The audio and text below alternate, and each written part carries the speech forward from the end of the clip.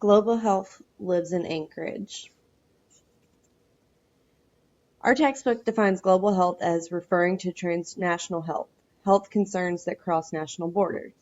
That seems simple enough, but I was curious what others define global health as, and I found this quote.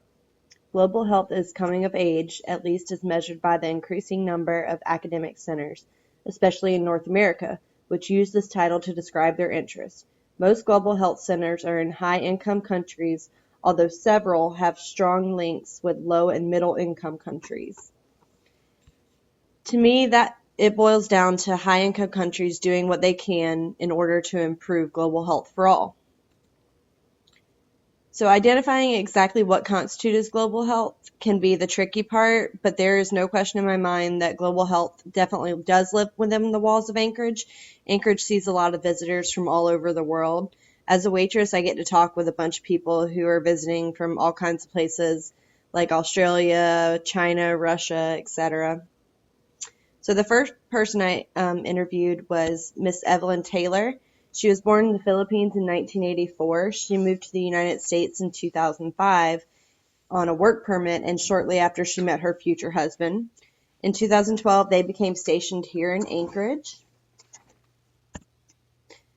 So when I asked Miss Evelyn if she noticed any major health similarities between the Philippines and Anchorage, she replied with, a lot of the same issues here are seen in the Philippines, but Filipino health concerns far outweigh the ones in the United States. Being healthy isn't always a choice for a lot of Filipino people.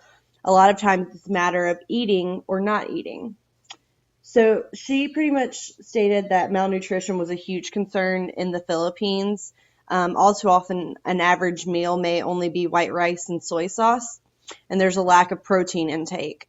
So could you imagine eating white rice and soy sauce every day, multiple times a day? My husband is Filipino, so I definitely get my fair share of rice and soy sauce, but I would hate to have it day in and day out.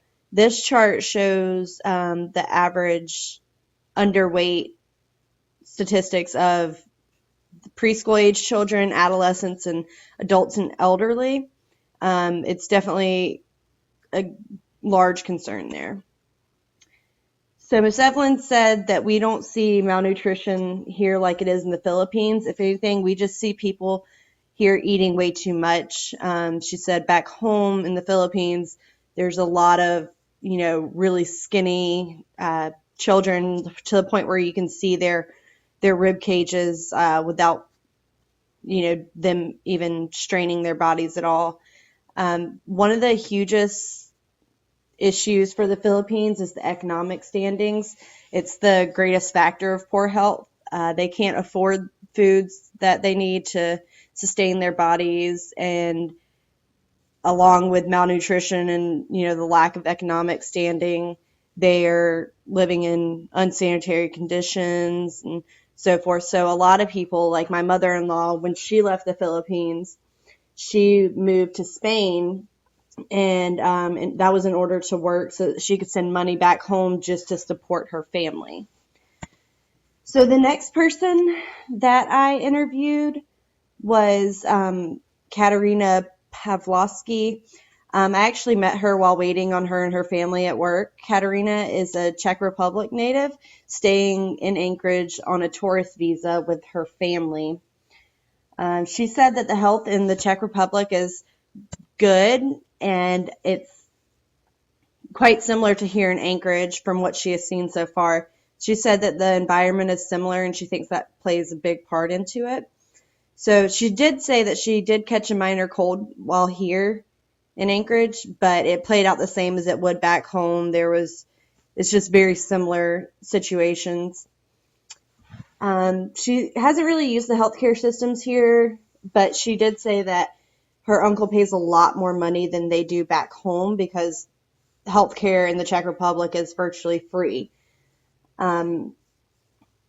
So I did a little bit of extra research on the Czech Republic because I found it quite interesting.